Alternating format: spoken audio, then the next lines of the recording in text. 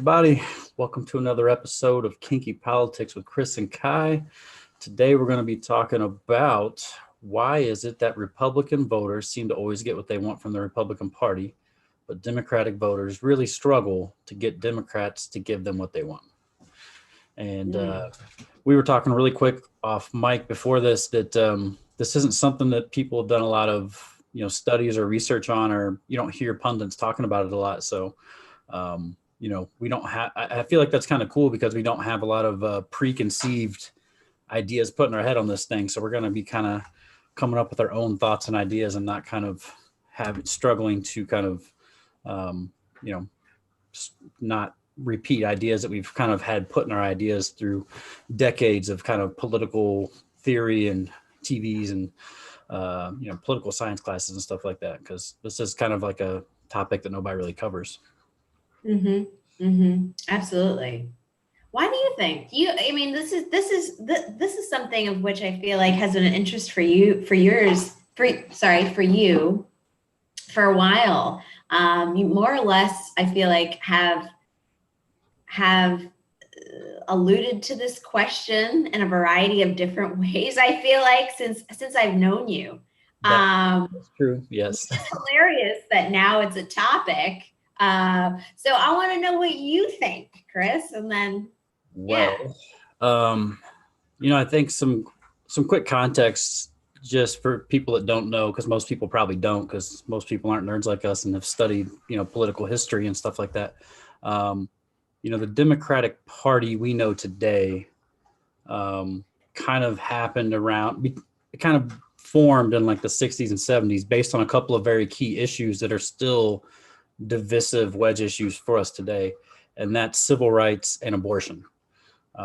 Because before civil rights, many Republicans that are Southern Republicans now were Southern Democrats before civil rights. When civil rights passed, a lot of Democrats left the party and joined the Republican Party. And then when abortion became, I think Roe v. Wade passed sometime in the 70s. I don't remember the year, 72, 73, something like that.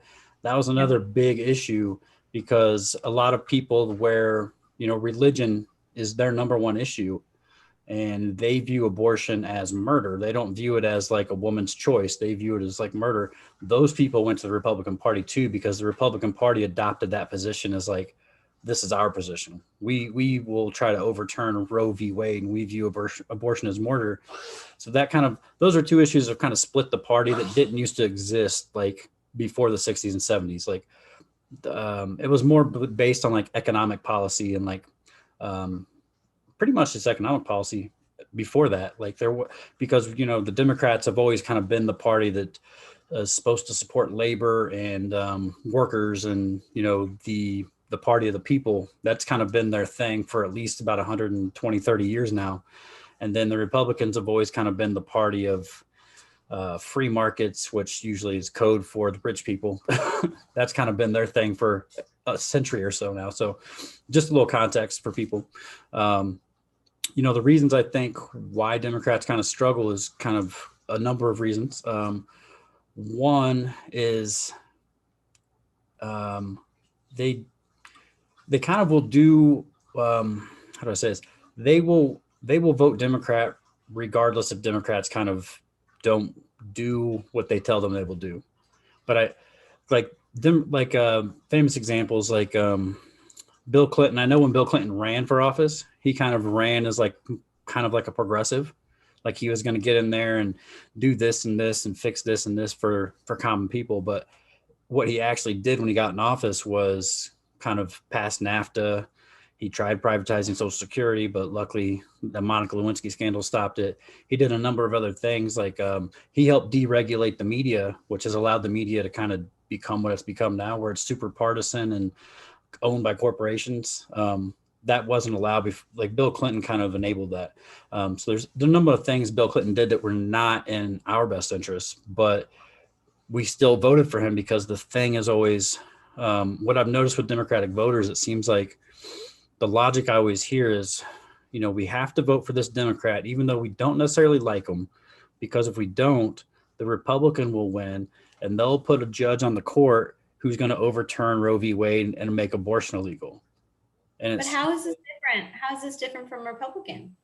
Well, for Republicans, the thing is like the two things I've noticed with all my Republican friends is the two issues that base their decisions for voting is tax cuts, and which kind of falls in line, I guess, with small government, although the small government part never comes with the tax cuts. So they do complain about that. Like they're always like, oh, Republicans, always talk about small government, but they don't ever shrink government. So that is like a complaint Republican voters have, but they always get, you'll notice whenever Republicans have the ability to do so, they always pass tax cuts for corporations, which is a big thing they sell their voters on. And they always try to overturn Roe v. Wade and make abortion illegal. Like those are the two things that their base cares the most about, because the abortion thing is what solidifies their evangelical voters. And then the tax cut is what solidifies their economic conservative voters, which is what most of my friends fall into. I don't think I have any Republican friends that are like evangelicals, but all of them are like economic conservatives and they care about those tax cuts. So, So that just means, right, that they're going to vote Republican no matter what. yeah, because their fear is that if a Democrat gets in office, they're going to raise taxes. Correct. So they're still going to vote Republican no matter what. Yeah, but that's the thing is like the Republicans have never. Well, one time, George Bush's dad, when he ran for office, and said, over like, read my lips, I will not raise taxes. And then he raised taxes, and Bill Clinton beat him the next election. So, at least he kind of got punished for screwing over the Republican base, whereas Democrat presidents, they don't have, well, I guess Hillary Clinton, that's kind of a big discussion about Hillary Clinton is, yes, because Hillary Clinton was in office when Bill Clinton did a lot of shady stuff, and when Obama did some of that stuff, it seemed like Hillary Clinton was the one that got held accountable, because in certain cities like Detroit and some other places, the number of Democratic voters that voted for Barack Obama and Hillary Clinton was off by like 150, 200,000 in like individual cities. So it's like people still, I mean, nobody really can know without talking to those voters why they didn't vote, why they voted for Barack and refused to vote for Hillary. But that was a big issue that nobody quite knows the answer to. And I think it's, I don't know, maybe it's because Hillary wasn't likable. Some people have said it's because she was a woman. Other people think it's just, it was like a kind of a protest against the Democratic Party, because they were like, we're tired of you guys telling us you're going to do things for us and then you don't. So they thought maybe it was a protest, and there's probably various factors at play in that. But I think it's probably all three. Yeah, definitely. What do you think? What do you think the Democratic voter base kind of agrees on? Like, what are the things that you think unite the Democratic base? Yeah. So my thinking is, sorry, there's a gnat in here. It's been fucking driving me insane, just floating around these bananas. So my thinking with the Democrats is they are always it's always so hard to put this shit into words, right? It's always so hard to put this shit, just drive me insane. It's always so hard to put this shit into words, but when I really think about it, I feel that the Democrats consider themselves more interested in things like academics, more interested in things like things that have to do with poor people or social issues. And as a result, they're more, I use the word progressive in quotes, but I say as a result, they're more liberal about things like, for example, religion. Yeah. Or, things like religion as an example. So I think that a large part of the Republican base is, in terms of religion, are Catholics, and Catholics are the most wealthiest group of religious Christian faith organization, which when I say wealthy, I mean like deep wealth. Yeah. They have obviously Catholics have a large poor base, but they rip their money off from the poor as well. And like, I mean, they get poor people, right, to go along with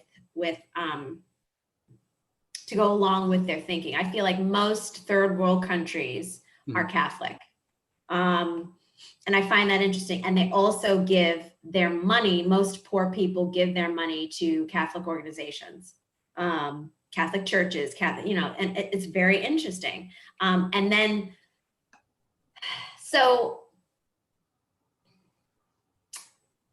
okay, so they've got, so the Republicans have the Catholic thing, of which is like deep wealth, right? That's like deep wealth. And when I say deep wealth too, I should also say it's more about like property and less about money. I feel that property.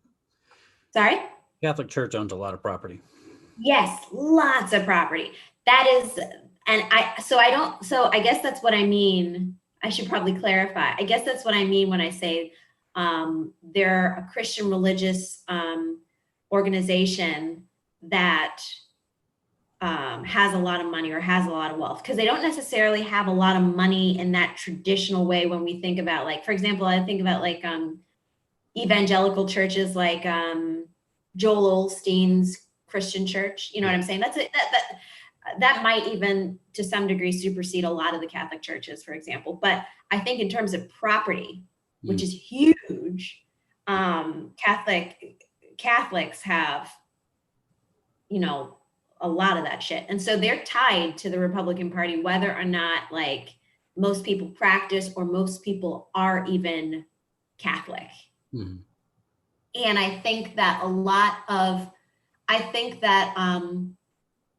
of Republicans appreciate the conservative practice, as in the conservative idea around Catholicism, because it's very traditional, it's very early on, it's very respectable, and they can agree on a lot of social things within the Catholic Church. For example, anti-abortion, so it's a thing when you're like, oh, are you Republican? You must be Catholic. Are you Catholic? You must be Republican. I feel like they kind of go together, even if that person doesn't practice, even if that, you know what I mean? It's just like a thing. It's almost like they're like part of it's like a group, a cult. It's like a boy, it's just like a statement. Yeah. So that's huge when you can tie a whole religious, not even like the one church, you can tie a whole religious group to one party. That's incredible power. And that one religious group have that type of wealth, that is huge. This is very unlike the Democrats, in that I feel that lots of Democrats don't practice any kind of religion. Yeah. Or they have what I call like the less conservative Christian faiths, and then a bunch of other non-Christian faiths. So they're more inclusive in the types of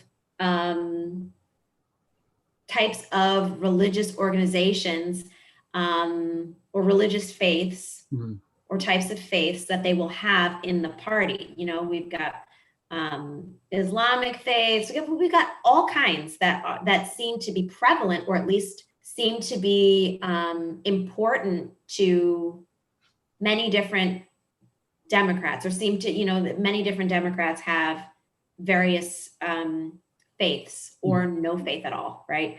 And that that type of diversity means then the likelihood is that they're more open, they're more flexible, they're more into education, they're more into social issues, they're more, and I think that's kind of where it trickles down. And so as a result,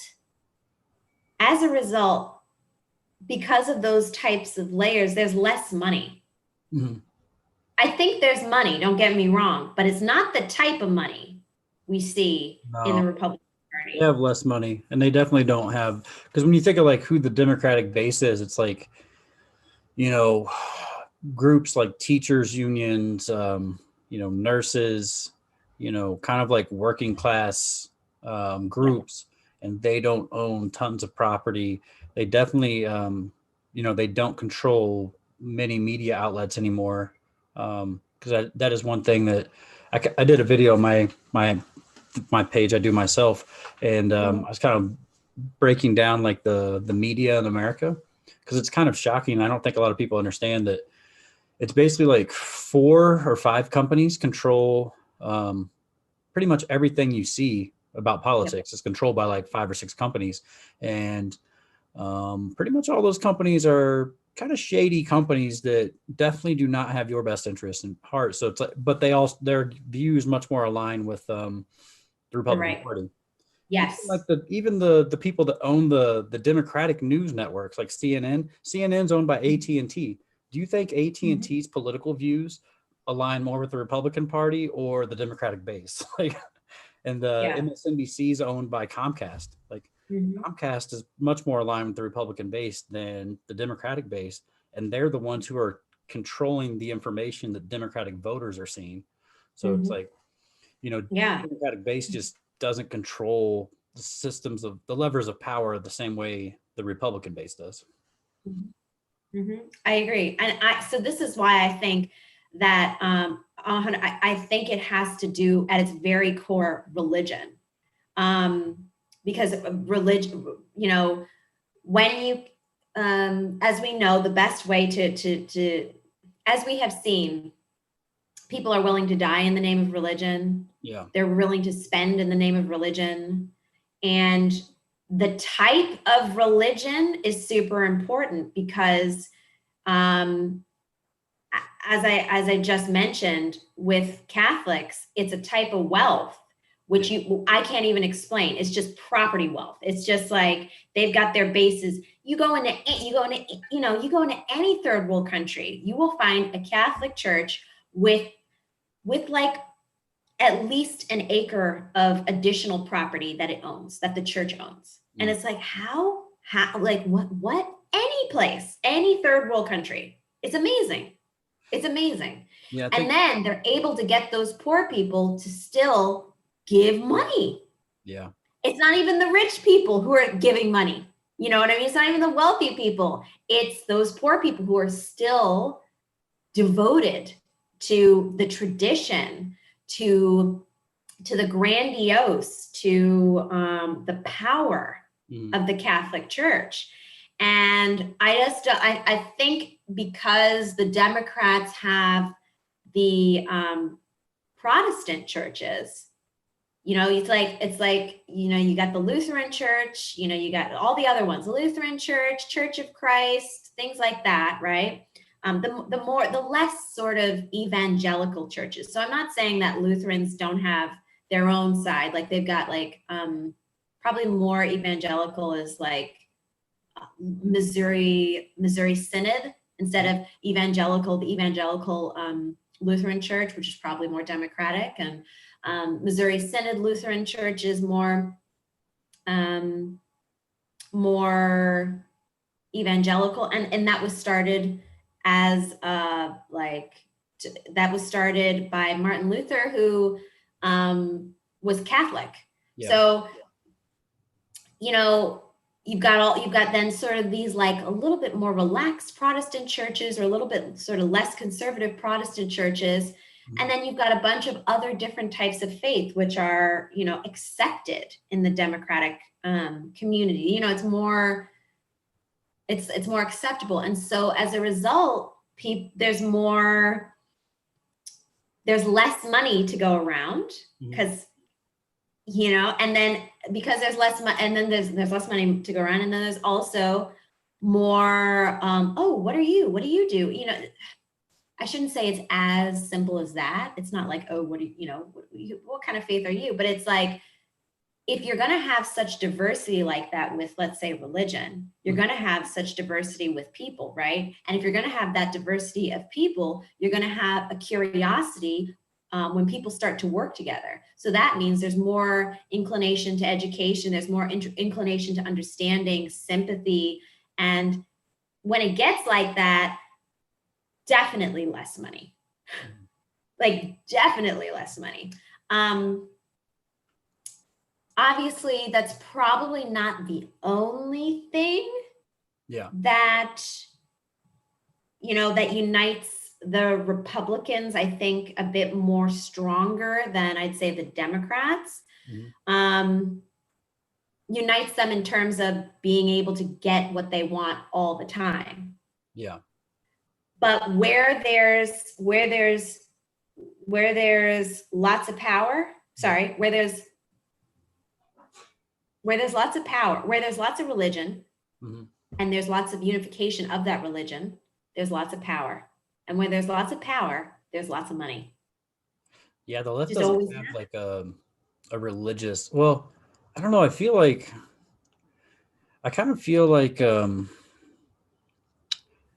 gay marriage has kind of become that kind of issue, and abortion are kind of those two issues for the left, where it's like those are almost like, I don't know, it's almost like religious for them at this point. Like because in order to be a Democrat, who doesn't get shunned in society, because I guess there are some Democrats that are pro, what do they call it? Pro-life.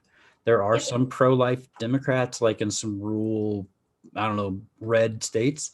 I've never heard of I've never heard a Democrat actually be pro-life, but I have heard that there are some that are running for office in the country somewhere. But they get kind of, they just don't say because again, I think that the Democrats are those types of Democrats, which are like, in my opinion, the ones that are almost, they might as well be Republican, which, kind of, you know what I mean? It's like the ones that like basically do anything for money. What's his name? The guy who, there's tons of them, but as an example, Kelly Conway's husband. Okay. Serious Democrat, right? Serious Democrat. And it's like, how could you be married to a Republican? For me, it's like fundamentals, right? I'm just like confused. But then you realize that there are many of them. It doesn't fucking matter so long as the money's there. Yeah. Yeah. So again, I just think I think there are some of the like Hill and Bill, you know what I mean? Like,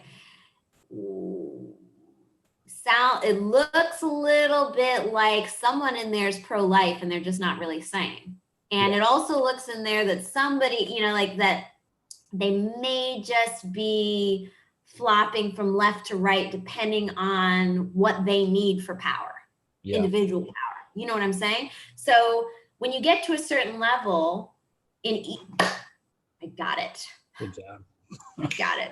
When you get to a certain level, in the parties, I don't think it fucking matters to a lot of people. I just think they're like, where can I get the most money? From me, and where can I get the most power? But I think there's more. I feel you on the Democrats being all about gay rights or gay marriage, and anti-abortion. Yes. And they're on the racism train right now, but they kind of like to hop on and off of that train whenever it's convenient. They don't stay on it. But the gay rights thing and the abortion thing are the two things that they are like year round, 20. I mean, they're always reminding you like, hey, we stand for this. But yes.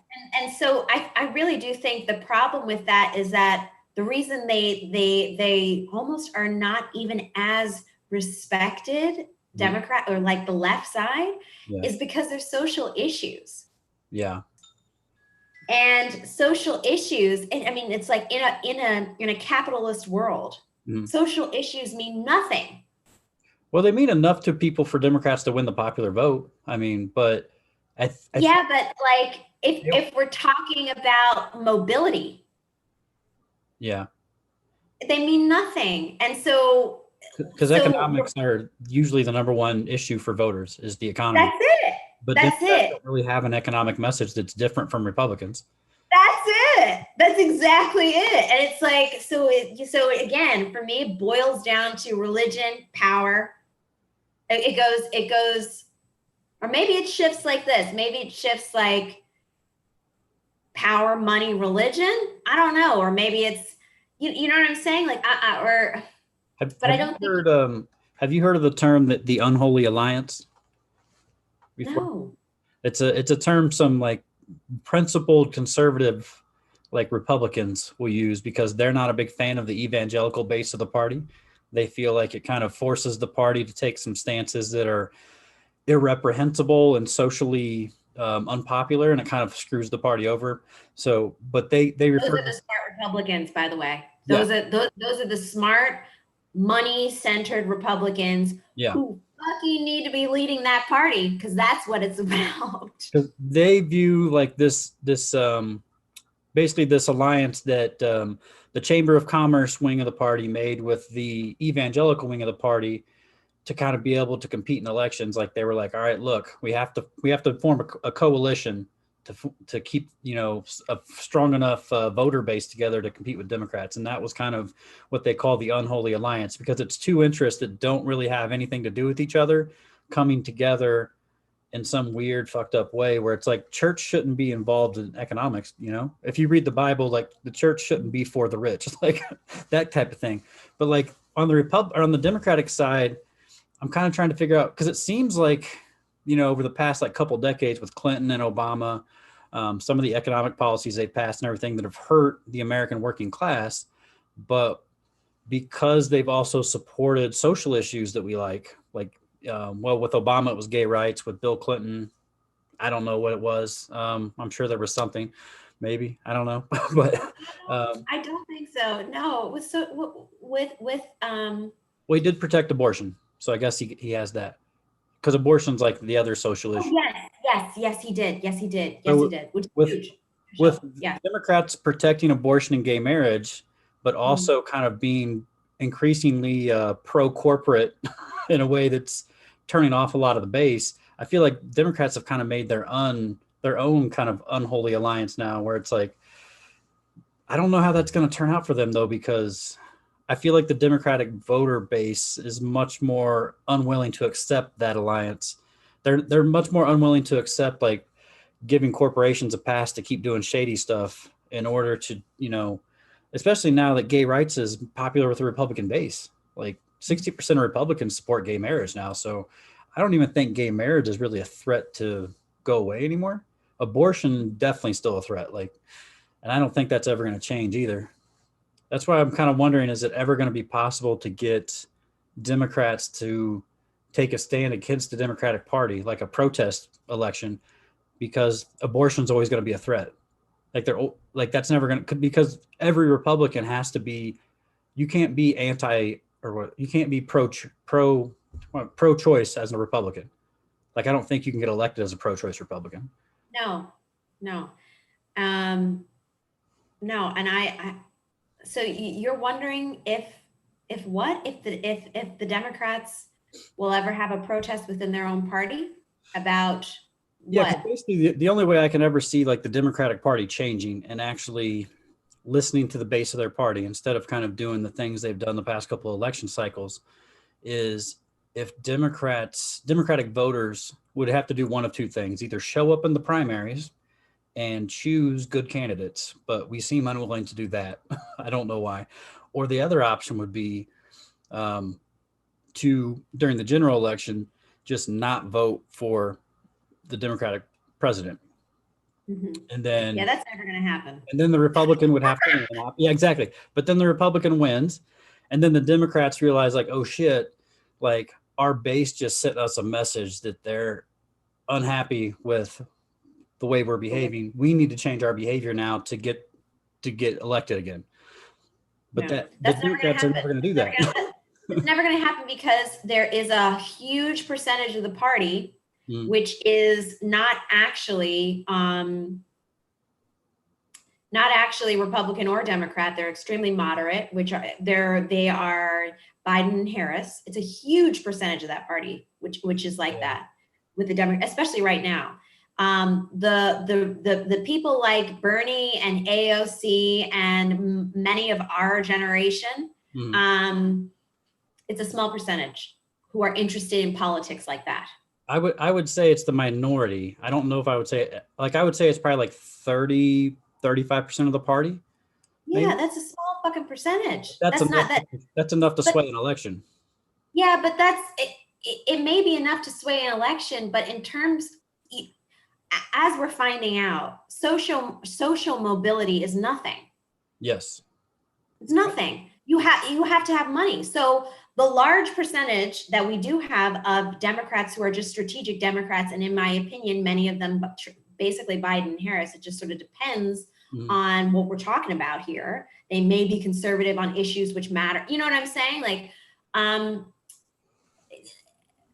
it's just never going to happen. It's just never going to happen. I know everyone wants this like third, three parties here, or wants to get rid of but it's like, I feel like because the Democrats are such their whole focus, as opposed to Republicans, are such social issues. Yeah. They're a social party that we're doing too much thinking. We're doing way too much thinking, and everyone's got an opinion, and everyone's got an intellectual base. And you know what I'm saying? Like, everybody's got like, well, what about this? And what about this? And what about this? And the Republicans are over there laughing at us because they're like, well, we don't, you know what I mean? We don't agree. Like, all of us really don't agree, actually, but we're going to just fake like we agree as long as the money's there. Exactly. That's the interesting part, though, is because the Democrat, the progressive wing of the party, their plan, if you ask them, like, their plan to take over the Democratic Party and force the party to become progressive is to eventually withhold their support for the party. But the thing is, they always say, we can't do it this election. We have to wait till the next election because this election is too important. And then the next election comes and they say, we can't do it. They've been doing the same thing for 130 years. It's going to keep happening. I know. It's going to keep happening. It's going to keep happening because the powers that be have hold all that fucking money. The only thing, I mean, I will go back to the point that you said, and it's like 30 to 40% is enough to swing an election. That is true. But I feel like shit doesn't really happen until there's violence. Well, the problem with the Democrats too is, like, I don't know if you've ever paid much attention to like primary voting, but only like, it's a crazy low percentage of people vote in primaries. It's like 5%. Like 5% of the country votes in the primaries. That's where you have the opportunity to change things. And like, if you could just get the progressive wing of the party to really show up en masse and vote in primaries, like young people don't vote in primaries. If young people started voting in primaries, like, that would dramatically shift the party, because then progressive candidates would have a chance to actually win. And Democratic voters, the same way, like, that's another thing, like, more moderate Democrats say that moderate Democratic voters will never vote for a progressive candidate. They'll vote Republican.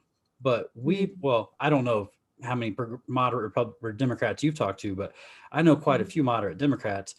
They are not going to vote for a Republican. Like, over their dead body will they vote for a Republican. They will vote for the progressive Democrat. They might hold their nose and do it, but they're voting for the Democrat. Let me just tell you something. This is what I've had. I've had many friends who have been Democrat when we were young. And then as they got older, turned Republican.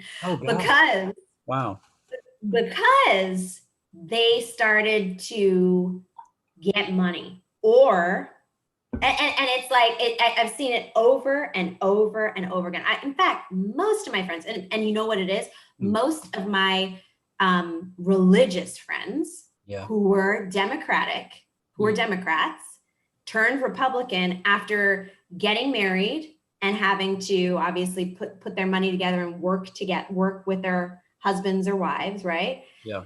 Which makes a lot of sense. And then also religious friends who started to make large incomes, and then we're like, whoa, whoa, whoa, whoa, whoa, whoa, whoa! I'm Republican now, Key. So like, what are you Suddenly talking do about? not care about poor people anymore. I care Yes, about my money. yes. And it's been amazing to me it's been amazing for me to have seen that, because you're right. I don't actually have a lot of friends who are moderate Democrats. I have a lot of friends who were Democrats and were serious about social issues and are still sort of serious about social issues. But when it comes to voting, oh my God, they will vote Republican no matter what, now that they're adults. Wow. I haven't experienced that yet. All of my friends that were kind of Democrats when I was like in college or whatever have remained Democrats. Yeah, that's interesting. That's really interesting. And I guess too, it's the type of money. So like I have, obviously I'm in the entertainment business. So I know a lot of, I know a lot of people who have made like a whole lot of money, So I have seen their growth. I've seen where they've come from, whether that's poor to middle class. And most of the time, if they're middle class and religious, they will likely still stay Democrat. But if they're religious and poor and they get married, they're Republican. Yeah. Because they're now at like a low to middle class, on the low to middle class spectrum, which is really interesting, but they vote Republican. I got many friends like that. And then I got friends, as I mentioned, who were either poor or middle class, who started making for real money and comes back to their taxes. Oh, yeah. Because at the end of the day, they say stuff to me like, honestly, like I still live the same life. Kai, like I still live the same life. You know what I mean? So voting doesn't really affect me, but I need, Trump hasn't really fucked with me like that. Like I understand what you're saying, but like, and I'm just like, bro, like you remember when we were talking about all this shit? Doesn't that mean it? He's like, oh yeah. It means something to me, but but it also means something to my pockets. Yeah, I got an extra $40 in my bank account now. Yes. Anyway, I feel like this is a great end, and this has been a great conversation. Of course, we can continue this forever as usual. Yes, we could, but we ran out of time, so we'll have to end it here. Thank you, everybody. Hope you enjoyed. Like, share, subscribe, and we'll see you next time.